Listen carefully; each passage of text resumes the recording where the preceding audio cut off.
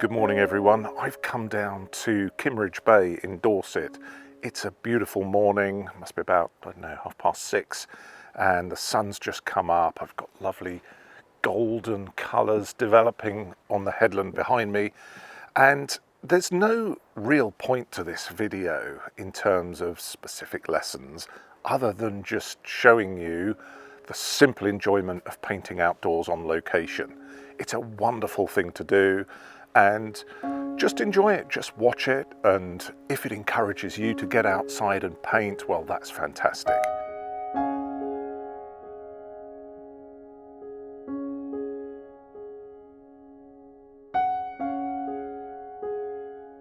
Now I know that some of you have asked, when's my next sky video coming along?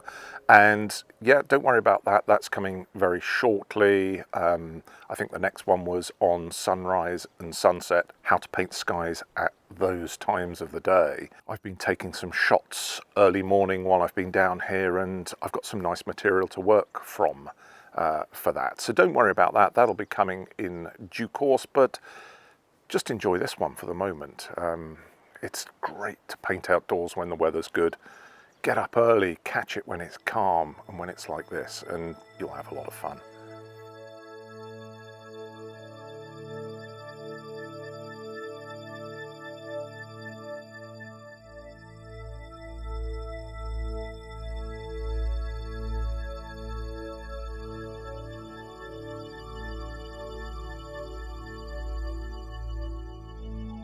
Okay, so let's just quickly sketch in the scene.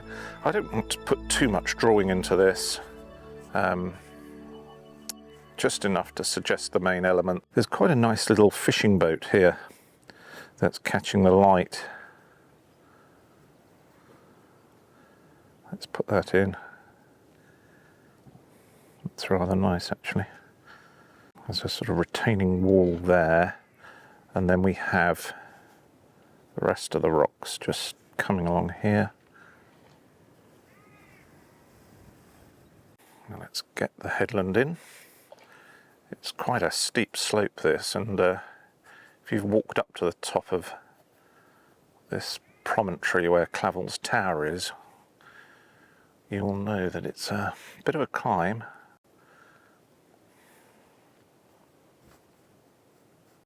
Tower's there. And we have these nice little beach huts here that are catching the sun.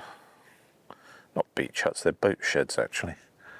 And then there's the little marine museum here, which is always worth a visit if you're in Kimmeridge. Just have a look round. Gives you a bit of information on the marine work that's going on in the bay. It's nice. A couple more boat sheds here. And the little boat slipway there. Right, Clavel's Tower sits up there, and then I've got to put this ledge of shale that's just starting to come out. There's a few here. And then we have this large ledge that comes out and gets progressively thinner as it enters the water. This would actually carry on out of the picture because the tide is just slightly going out here, but I'm just going to leave it in the picture because if I take it out of the picture, it'll take your eye out of the picture as well, and I don't want that to happen. And you can do this when you're outdoors, you see. There's no restrictions really. You're not constrained as much as you are when you're looking at a photograph. You can make these decisions on what you want to include or exclude from the painting. In some ways, although this may sound a little bit foreign to you, it's an easier way of working, he says as the cold morning air bites into his fingers. A large rock here that I like, and it's got some nice green algae or seaweed running up one side of it. There's some nice areas of seaweed now that are starting to catch the light, and they look rather nice, but I'm not going to draw them in. I'm just going to allow my brush to do the work there, as I will for much of these sort of ledges and rocks here. Another big stone there. All these come tumbling out of the cliff here, which is mud, shale, and they're constantly changing. And that's what gives this coastline its sort of unique appearance. So I think that's okay for a drawing. I don't think we need to do much more than that. Let's put some simple washes on. Okay, let's put the sky on. I've got a nice mix of cobalt blue here, and I'm working on Etchr rough paper. It's nice working outdoors. It's a block, which is good. It sort of resists shrinking, or buckling as I should say, to a certain extent, but it never entirely goes away. And then there's some warm colour, just a little bit of cloud coming through here. That's quite nice, and I'll just run that in to the sky here.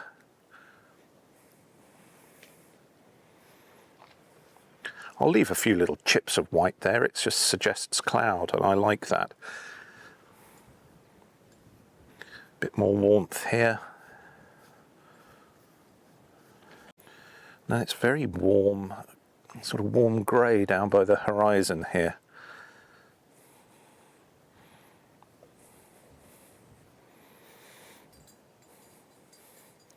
I'll paint over the headland. You can see that it's tonally much darker, but in this bottom corner where the sun's coming through, I'm just going to put some yellow just to give a little more shine to that side of the painting, and then paint down over the headland there. That's nice, and I think I'll bring that down also just into the sea here. Adds a bit of texture when I put a wash over in due course. That's all quite nice.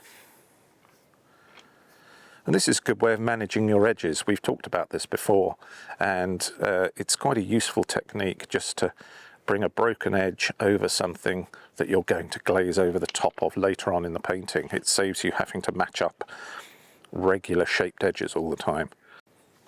Now there is just some hazy cloud near the horizon, and I'm just going to suggest that in a darker tone. Just a few little wispy clouds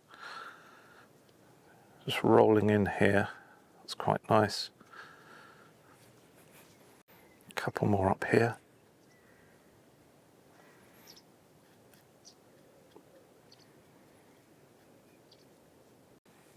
There we are, that's the sky done. Okay, so I've got a nice warm mix here for the tower, and I'm going to paint most of the headland in this wash, and it'll give it an underlying warmth.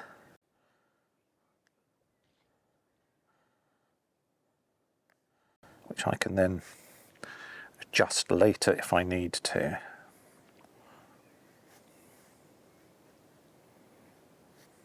Sun's just catching it there, it's rather nice. And then I've got this nice bright green for the side of the hill here.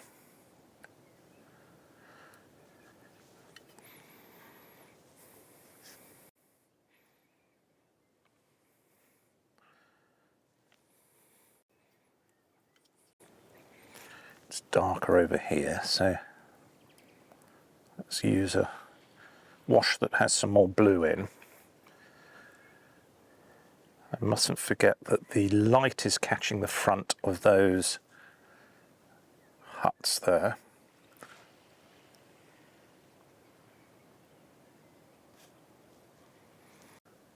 In fact, it's very sunlit along there, so let's just go right along there with some nice strong orange colour.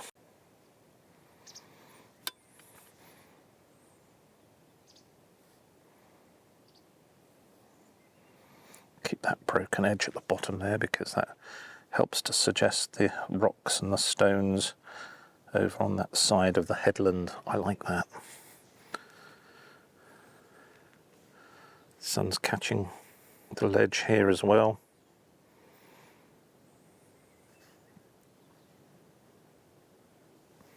And then we need some more shadowy green. Yellow ochre, a little bit of ultramarine. Usually does the job. It's just darker in here. A bit darker here too. Let's come over the top of those boat sheds.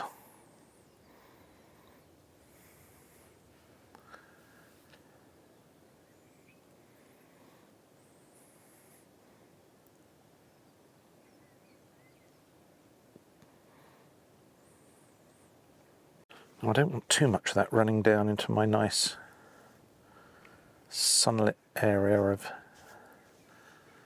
rocks there. And there's a bright green area going through there that's a bit more sunlit. That's the roofs of the huts. Okay, that's most of that suggested. Now I'm just going to mix up some shadow colour, French ultramarine, a little bit of cadmium red. And I'm going to paint this side of the headland because it really is quite dark. It's giving us a really nice strong tonal contrast against the sky.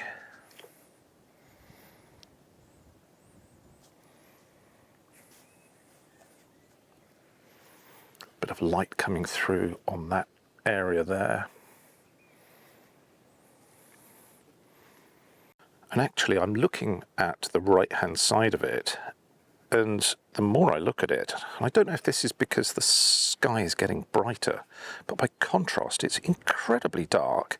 In fact, it's almost the darkest part of the painting. So I'm going to go darker still here with quite a concentrated wash of burnt sienna and a little bit of ultramarine. Great for getting nice heavy darks without using black, which tends to have the effect of slightly sort of killing a painting if you're not careful. Quite dark through there too. And there's some white marks there actually, which I don't want. A dark pine tree just up there. It's quite nice.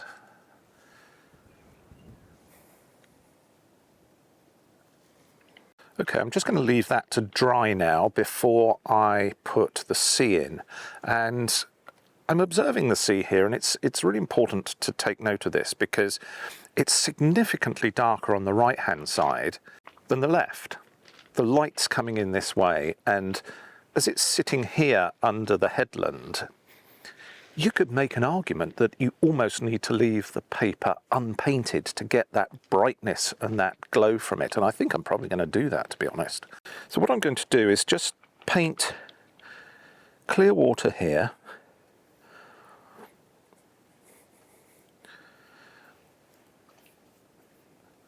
And then I'll paint into it with some sort of warm grey.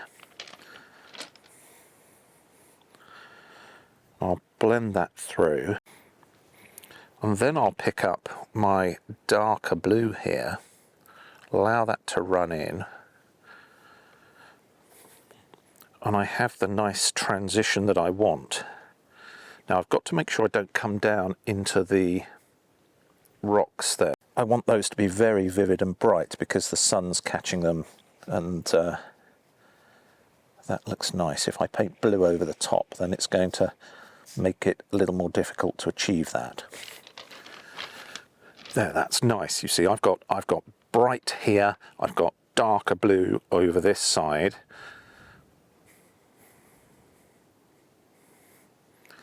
And then as it comes down past the rocks here, again, it gets very pale. So I'm just going to keep diluting this wash as I come through here. And I'm changing up the colour as I come down. A little bit more warmth in there. It's nice.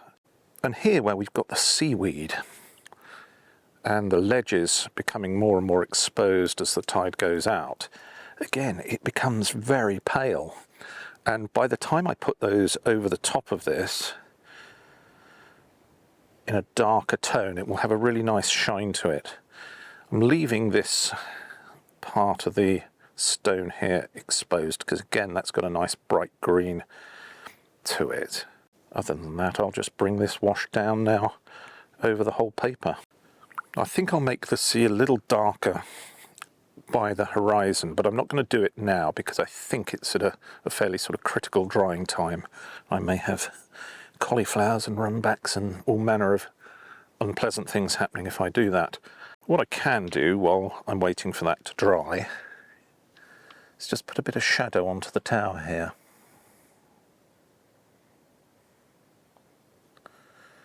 That's one job done.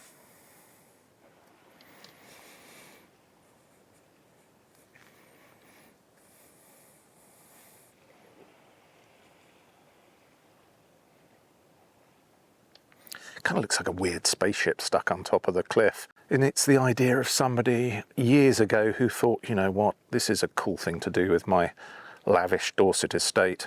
Go and put a nice tower like this up on the top of the hill. You make up your own mind. It's a bit odd, but funnily enough, it's sort of part of the landscape, and it sits there and it's okay.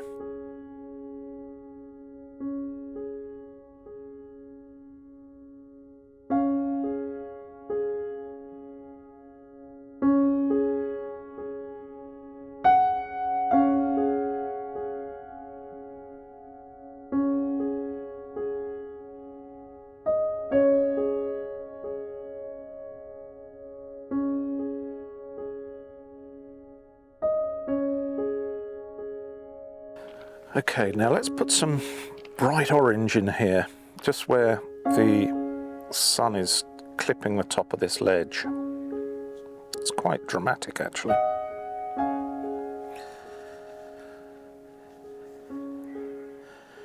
It's just hitting it in a few places. And that's why I left some little white areas here, just so I can come back and put those in.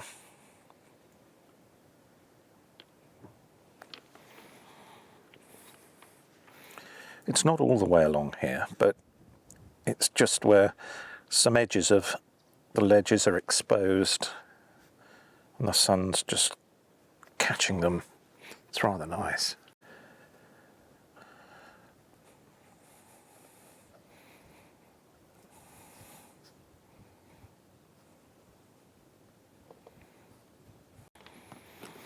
The light has changed quite dramatically here, and what I'm going to need is a very bright green, almost lurid, to the point you'd think, well, it can't be that green, it looks ridiculous. That is how bright it is. Seaweed, just catching the sun, very strong colour. And the same with some of this brown seaweed as well. It's really starting to catch the sun now.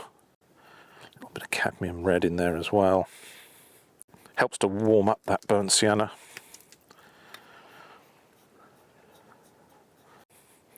Then I need a nice warm grey here as well.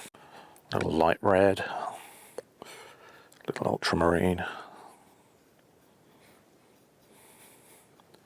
That's quite a nice colour. So what I want to do now is pick up some of this warm orangey colour.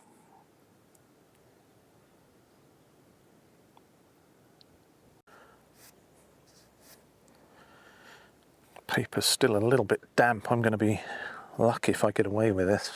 Actually, that's okay there. It's dried.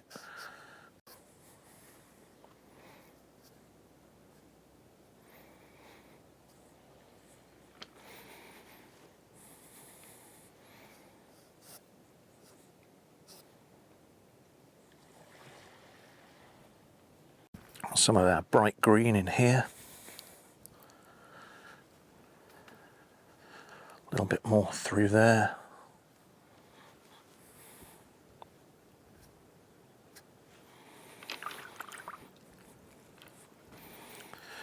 Definitely need some on this rock face here.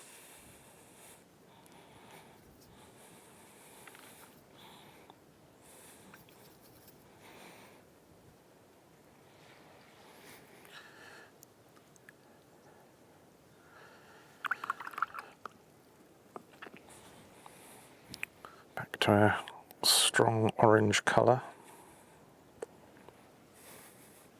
It's catching the rocks in a few places now. It's slightly different than when I first drew it out. All the shapes start to change and the light picks them up in a different way. That's okay. It's just something you have to respond to and deal with. It's all part of the fun of painting outdoors. It's useful to take some reference photos at the same time, so you can work from those if you need to. No harm in doing that at all. I do it an awful lot. But I'm using photographs of places that I know, places that I've been to, places like Kimmeridge that I'm familiar with. I'm going to put a bit more blue in there, just change up the colour of the grey. Always do that when you're working in watercolour and painting landscapes. Just keep changing up the colours. Now I'm going to go back to some of this sort of shocking red colour for seaweed that's just coming in here.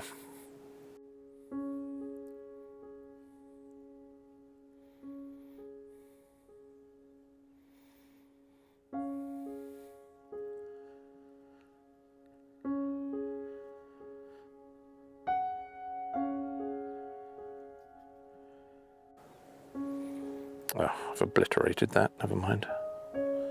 I'll come back and lift that out in a minute.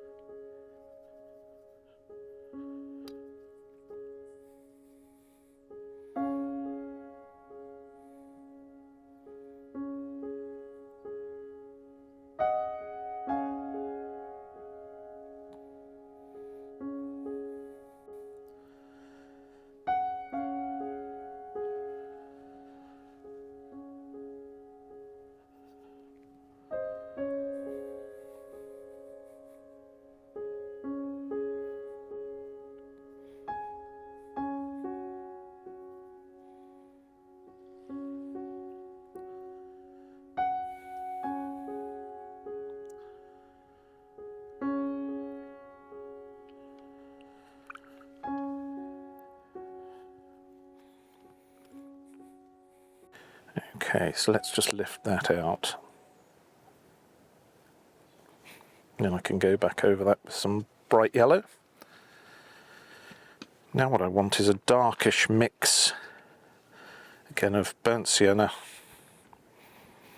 ultramarine. We can get some darks in here.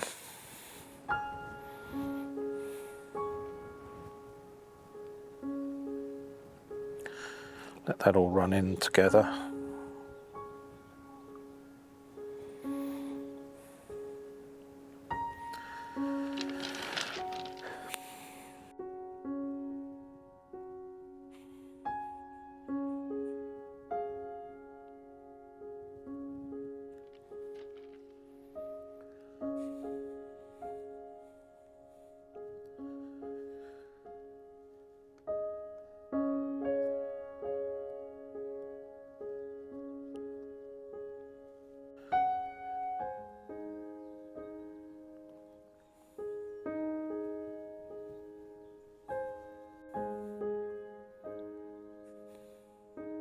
Okay, now I'm waiting for that to dry. I'm just going to put a little more work into the sea. If you recall, I just wanted to have it darker where it meets the horizon.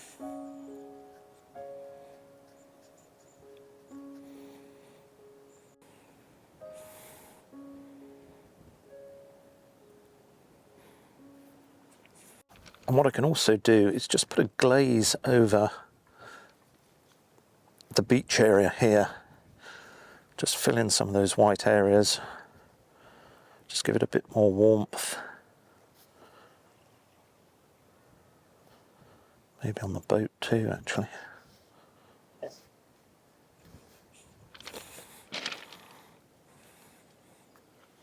Not even sure this is completely dry.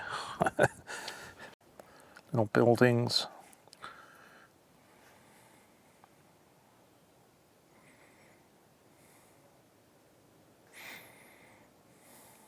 We just want a suggestion. It is in the distance, and you don't want to be too prescriptive with these. Just a little hint of them is a good idea.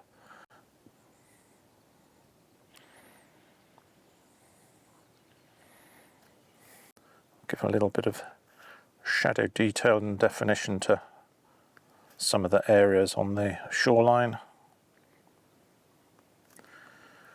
Again, it just all helps to suggest detail without spelling it out in every single stone and tree branch and whatever it is you're painting. Just a suggestion is all you need, really.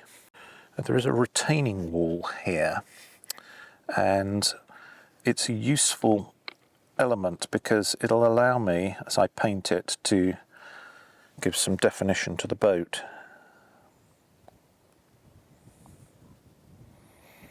Using some negative painting, i.e. I'm painting around it, and it's the wall itself and the shape that's left that helps to describe the boat.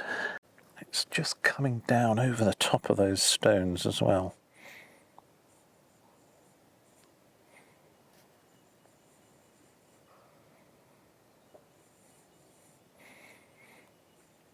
There's another little bit of wall in here.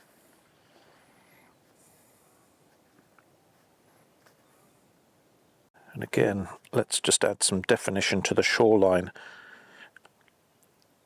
I've spoken about this before on one of my Patreon lessons that I'm doing for my course there. I'll put a link up in the video so you can have a look at that if that's something that might be of interest to you. But one of the things that we talked about is the importance of not spelling out everything in terms of lines. So you want some definition along the bottom here. If I did it all the way along, it just wouldn't look very good. It just looks too obvious. You want a few marks here and there, and it just gives it a little bit of crispness without being too descriptive. That's all you need. There's a little pathway that runs up here. It's the coastal path, in fact.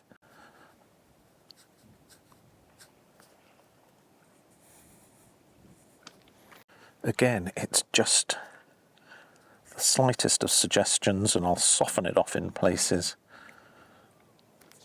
And it's just there. It's part of the landscape. And it just helps to describe what's going on.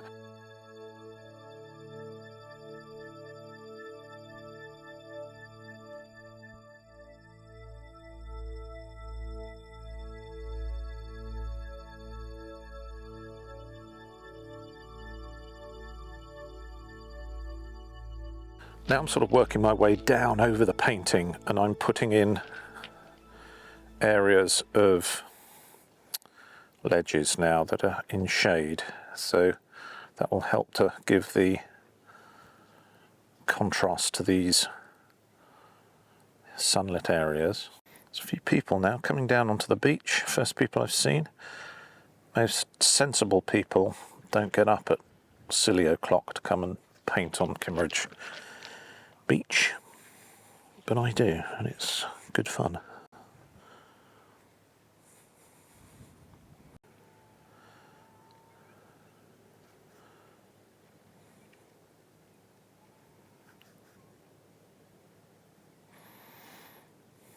Change up the colours in these rocks.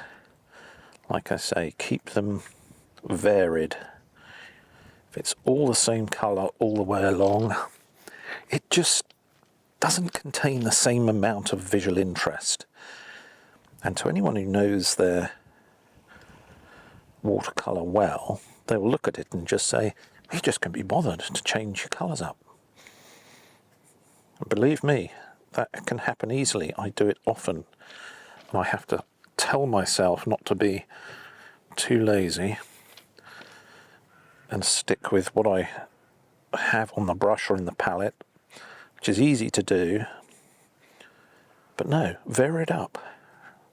Just change the colour, and it's all subtle. You can see it's not dramatic changes that I'm making. I'm just picking up a little bit of colour here from one area, a little bit of colour from a different area, and it just helps to give the painting some interest. It's when you start putting in darks like this that the painting really starts to come alive. Try to leave some broken areas of the paper like this. It just helps to suggest texture, small stones and rocks and that type of thing. There, that's coming along quite nicely. But these ledges and these stones, they're appearing everywhere. So I need to put some more in here.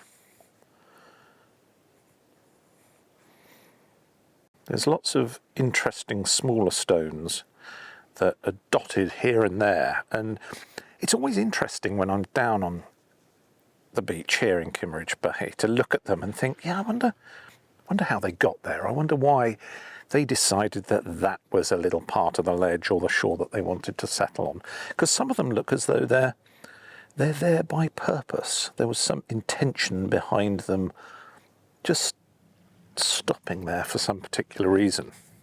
I find it quite curious. But then that's just me. Okay, let's define this larger rock here. There is actually some more green now that's started to catch the light on this side, so let's get that in too. And in fact, this has become a little bit more shady, so it always changes when you're painting outdoors. Don't worry about that. As long as what you're painting has some sort of coherence to it, that's okay.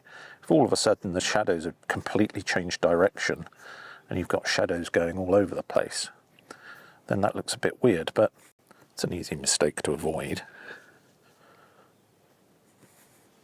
Now I want to go back to the sun catching this area here, which I carelessly painted over with my earlier wash.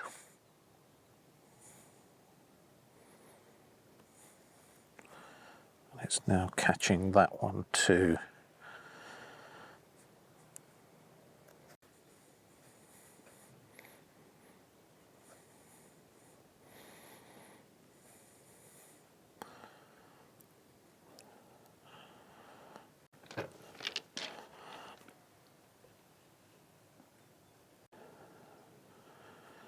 Drop some brown into there, just gives it a bit more colour.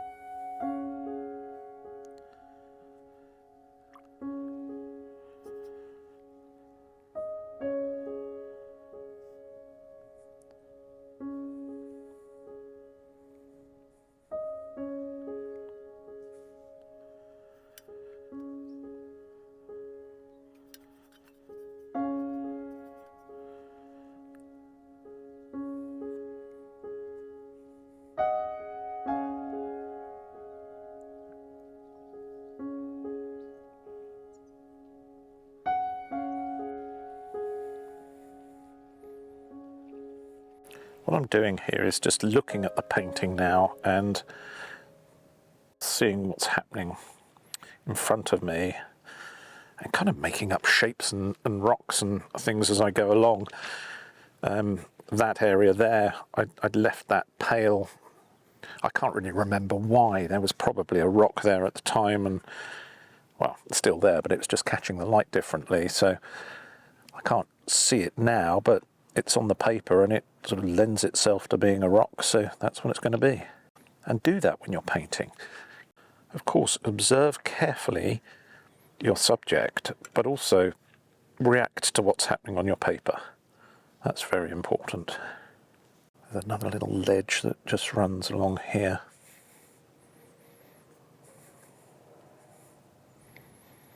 It's actually quite a bit darker here than I originally indicated, so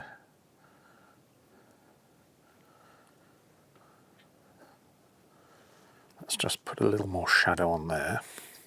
Another ledge just running through here.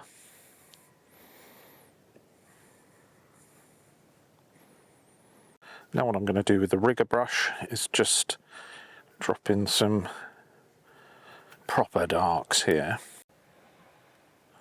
Certainly the underside of some of these rocks.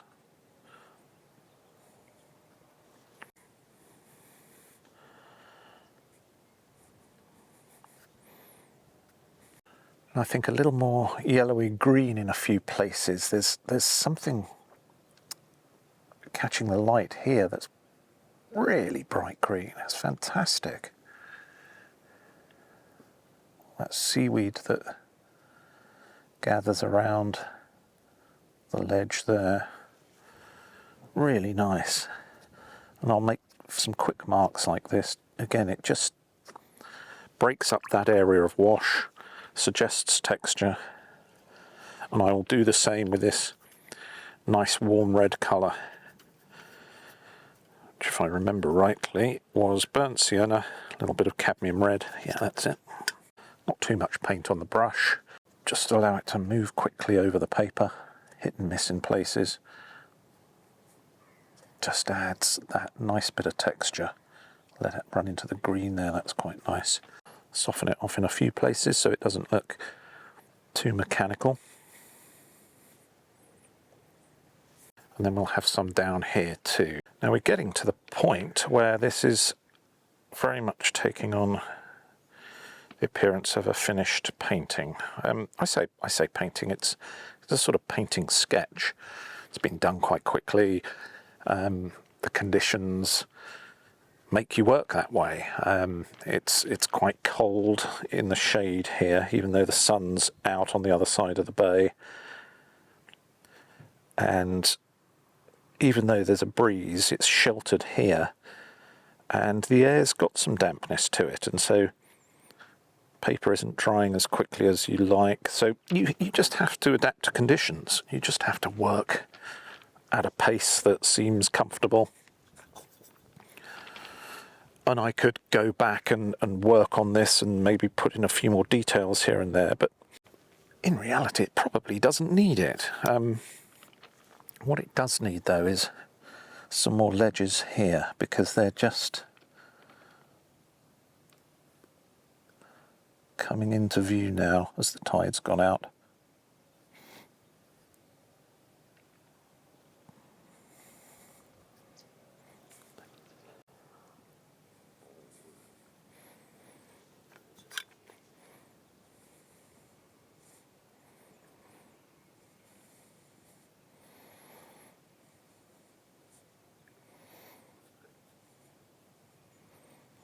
A few little details just to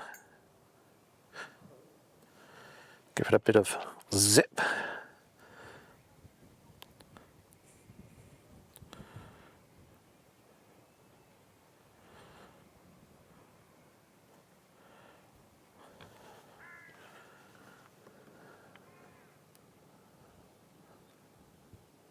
And again, I'm not really responding to what I'm looking at the moment. I'm just sort of picking up things on the paper that could be turned into stones or highlights or whatever it is.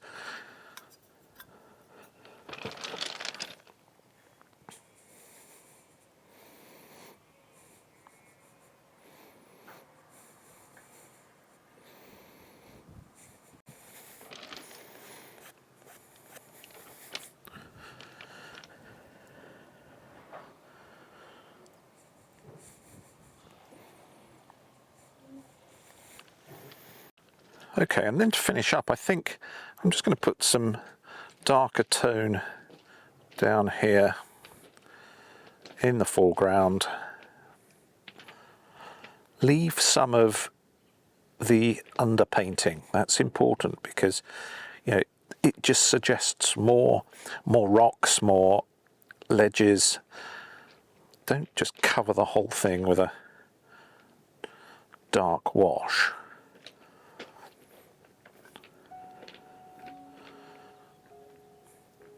But something like that, I think, just helps to anchor the painting.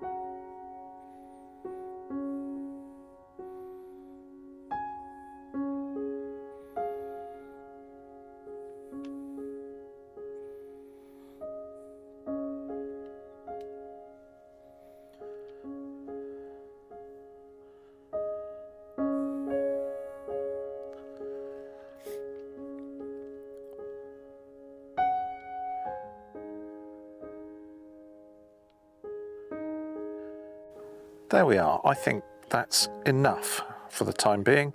Like I said, I might make a few little adjustments when I get back, but I'm quite happy with it as it is. It's caught that feeling of the sun on the edge of the headland there and Clavel Tower, just catching the foreshore and the boat sheds there, and then the top of these ledges.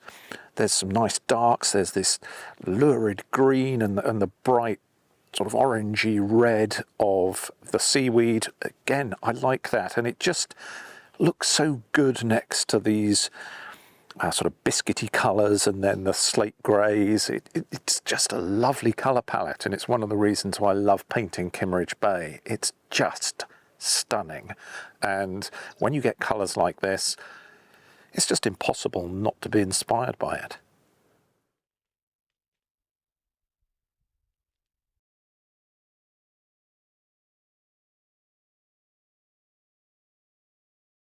Well, I hope you enjoyed that. I really enjoyed making that painting, and it's just stunning here in Kimmeridge Bay. If it's encouraged you to get outside and paint, well, that's fantastic. If it's something that you're not able to do or you don't feel you have the confidence to do, don't worry about that. I hope you've just enjoyed watching and enjoying the beautiful scenery here on the Purbeck coast.